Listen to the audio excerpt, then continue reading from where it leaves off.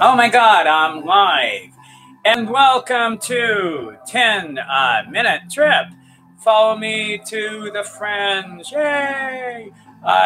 This is Trip Kennedy. I'm also tripped out, man. And because I am tripped out, man. It is Tuesday. And if you're me, Tuesday means exactly one thing over here in the beautiful land of Triptopia. What Tuesday means is the Gardenia. What will I be singing at the Gardenia? It honestly is the first thing I think about. I wake up in the morning thinking about Keri Kelsey, and that's odd as a gay man, but I'm not the first. I know that. But I do. It is the absolute first thing I think about. What am I going to do at the Gardenia? I don't know. Well, in this case, I do. I do know what, right? Oh, this is my assistant, Osaka. Yes, say good morning, Osaka. Yes, Osaka tells me that what am I singing tonight, sweetheart? Yes, I am singing at the Gardenia. Where is it? I'm pretending like I don't know where it is, and that way I'm charming and sort of absent-minded. It's cute how I do that to an audience of no one. Speaking of my audience, let's see who's watching. Oh, that's right. Nobody! Well, that's not even the point, really. What am I singing at the Gardenia tonight? Well, loyal Tryptophans of none of you, I am singing, I don't know if this shows up. Does it? It probably it shows up to me reversed, but I don't know. I am singing Invisible by Trip Kennedy. Yes, well, this is my song, Invisible. I'll tell you the truth with me in this song. This is my homeless song is what it is. This is my homeless song. This is my song about what it's like to be homeless. And I'm going to be doing that at the Gardenia tonight.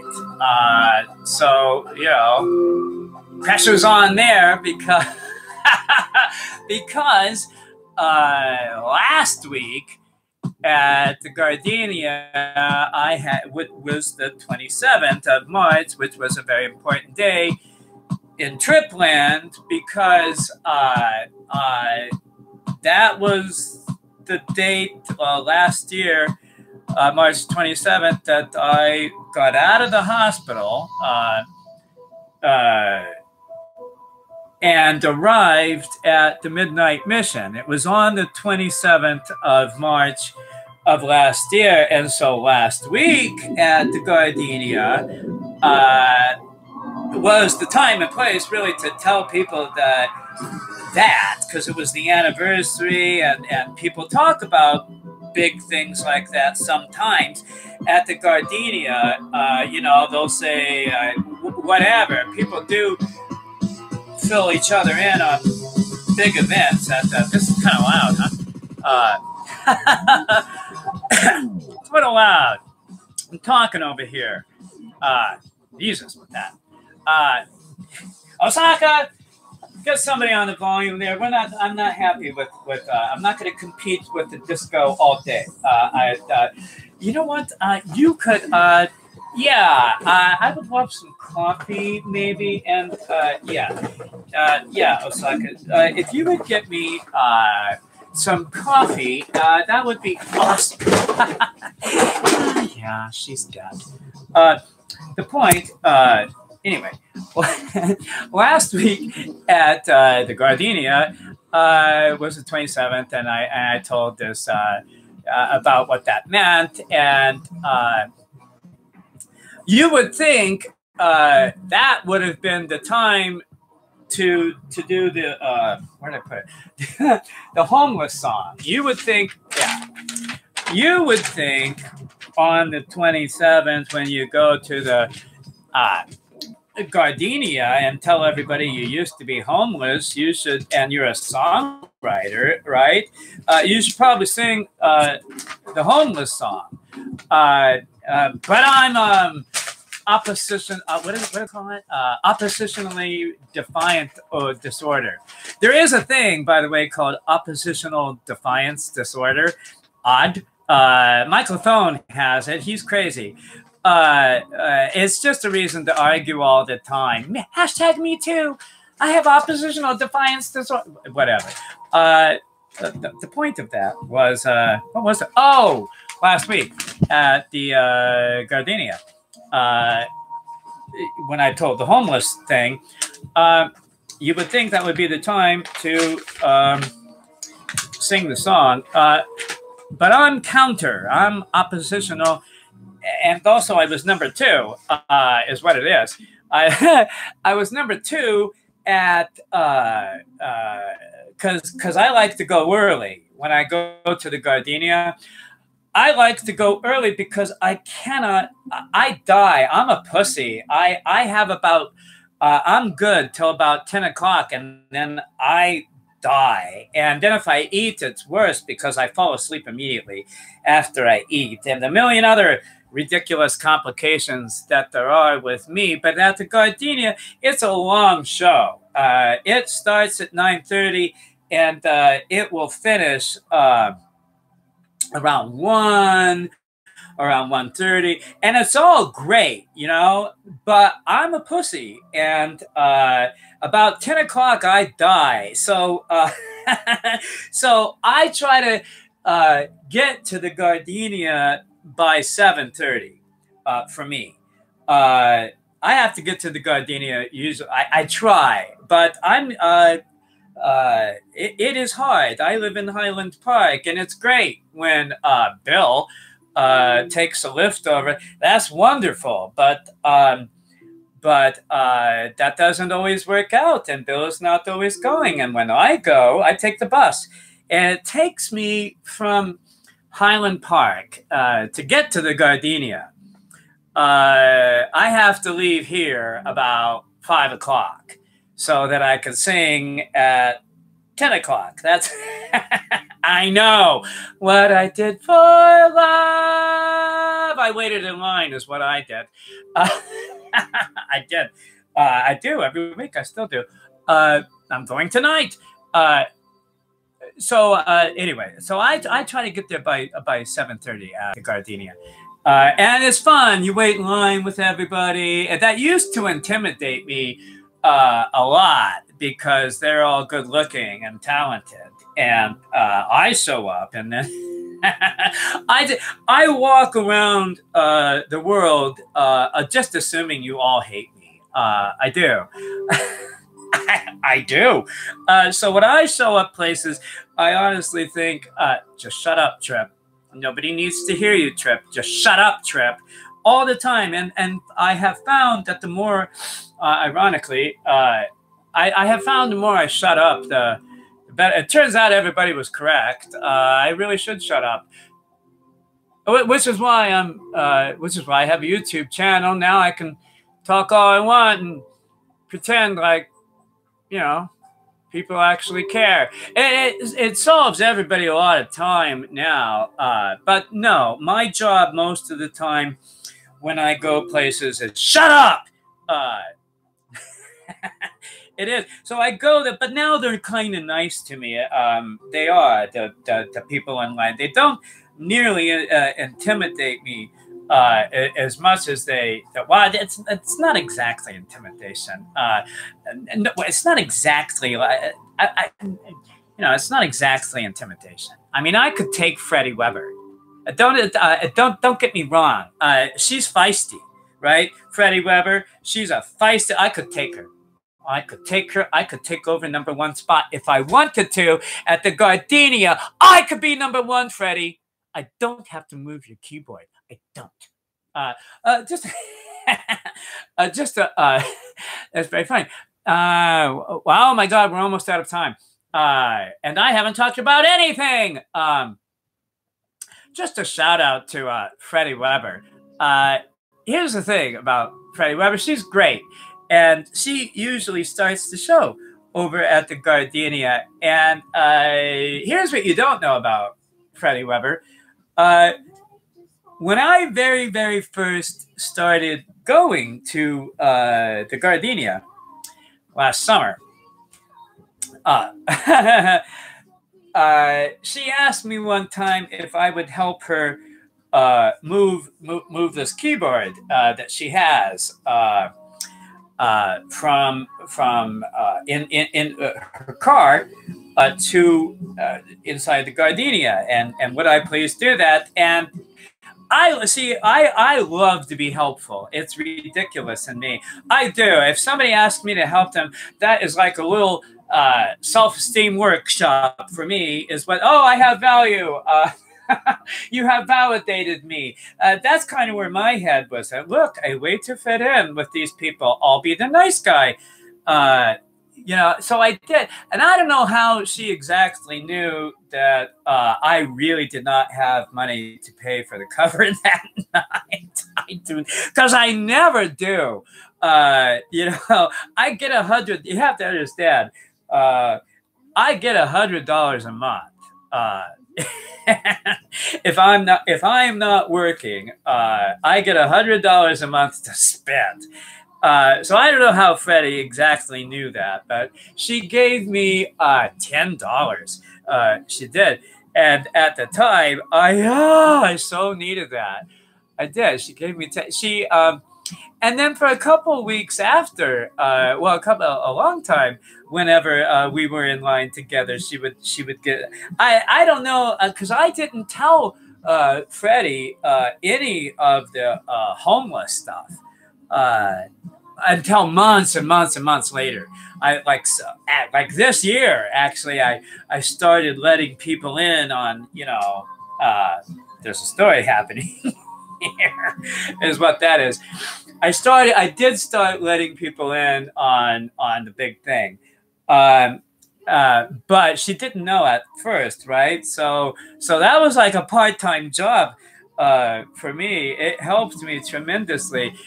What's really cool for me is that this year, several times, I have been in line at the Gardenia with Freddie and Marsha and Craig and Dimitri and Bill, of course, when we're there, and blah, blah, blah.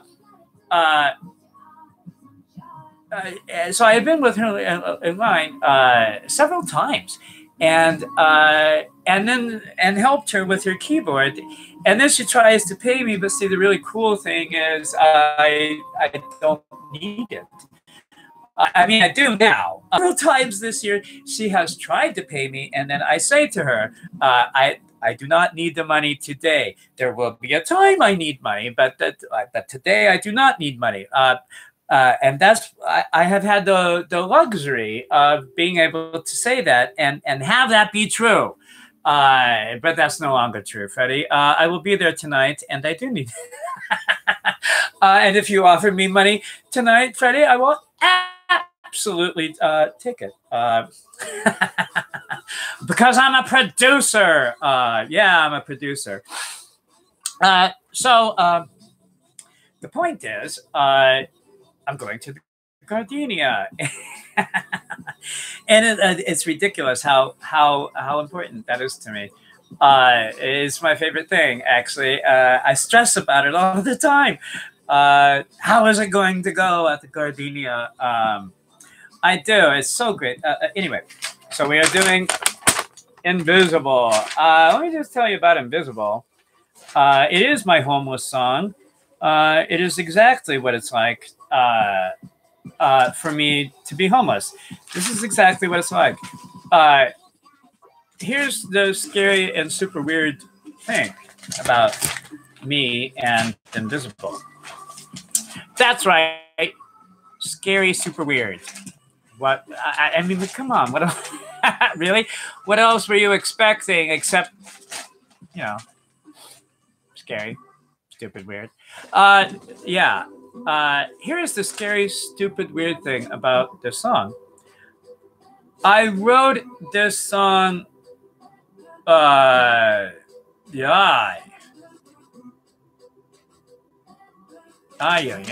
I wrote this song 9 years ago. I know it seems really fucking impossible now. I know what you're thinking. You're thinking, but Chip, you were only homeless 3.5 years now. What? No, not now. That'd be offensive to Bill Wheeler, who lives upstairs. I'm very much not homeless. I'm on the record as saying that. But it's very nice indoors. I'm just letting you know we all love being indoors. I'm just saying. I wrote this 9 years ago for a having not been homeless, really, 9 years ago, and I wrote this because no, I had been homeless, but not like last time. No, this was like the second or third time I was homeless. But I did something. What did I do? 9 years ago, I had been homeless in Palm Springs, is where I was, and I had eventually gotten it together and somehow become creative director of Metropolitan Community Church, and I started putting on shows for the homeless, and then I started doing these fundraisers and these benefits because if you know me at this point, any opportunity to perform, I'm absolutely. And I don't know how I talked my way into becoming creative director of Metropolitan Community Church of the Coachella Valley, but I was doing a fundraiser for the Well in the Desert, which is a gigantic homeless resource center in Palm Springs. Yeah, in Palm Springs. Yeah. And they had been helpful to me. And then like a couple of years later, I'm a creative director of this church, and I'm putting on a benefit, and it's great. And it was great, by the way. It got written up in Palm Springs Life. It did. Look up the pictures. But I wanted to write a song in the fundraiser that I was producing and directing and blah, blah, blah. It's not the first time I've put on a show after I've been homeless. It's pretty much what I do every time. We'll talk. But I wrote this song about what it's like to be homeless 9 years ago. Yeah. And what's cool for me is it's still fucking true. Every fucking word of it. That's what's great. I love it. I do. I want to find a way to get Dory and Michael Saucier and get it arranged, because I'm not an arranger. I mean, I know what I hear in my head. That's the struggle that I go through at the Gardenia is when you go up to the piano player there, it's nice when you get to know them, and I'm getting more familiar with them, and we're getting to know each other, and that's helpful. But when you go up there, you really only have a minute to talk with them. Really, it takes longer, or it doesn't. But realistically, your time to interact with the band is limited, and it is my worst failing. I need more time. It has taken me 20 minutes now to explain this fucking song. Goddamn. Anyway, what's cool for me as a songwriter is that I wrote this 9 years ago, and I look at it now, and I still think it's true. That's great. And I want to get it arranged, and that's great. And the timing of it, doing it the week after I had to tell everybody, by the way, I used to be homeless, blah, blah, blah. The timing has to be good because last week, the whole point of going number 2 instead of number 1 and pooping out at 10 o'clock and blah, blah, blah. The whole point of all of that is that I had to do an up-tempo last week. And so I did. If you're going to tell people, here was the idea. If you're going to tell everybody who came there to have a drink and a nice dinner how you used to be homeless, do not sing the sad song. All right? Sing the happy song. Do not sing the sad song. This is the sad song. Do not sing sing the happy song, which is what I did last week, which was an up-tempo. But I did have to sing the happiest song I knew, and it was not an exact disaster, but and it was unmistakably happy, and but it could have gone better, honestly. It really could have, and I throw shit at these pianists, and I go up there and I stutter and stammer through some sort of introduction, and I am blinded by the light and I can't hear. And by now my head is racing with, how do I explain blah, blah, blah. I can't ever do it. So we're doing it again tonight. I am getting better at it. But I'll tell you what I did. I called Marsha Cruz. I don't think anybody's really watching this, but in case you are, or do someday, Marsha's fine. She's busy. Stuff going on, blah, blah, blah. We got to talk about how I think, she's doing stuff at the Department of Social Services, and I got to share with her how I believe I put this on yesterday's broadcast, but I know this. I'm going to say it out loud. I'm just going to say this. I know, okay? I know that the Department of Social Services is secretly run by the Scientologists.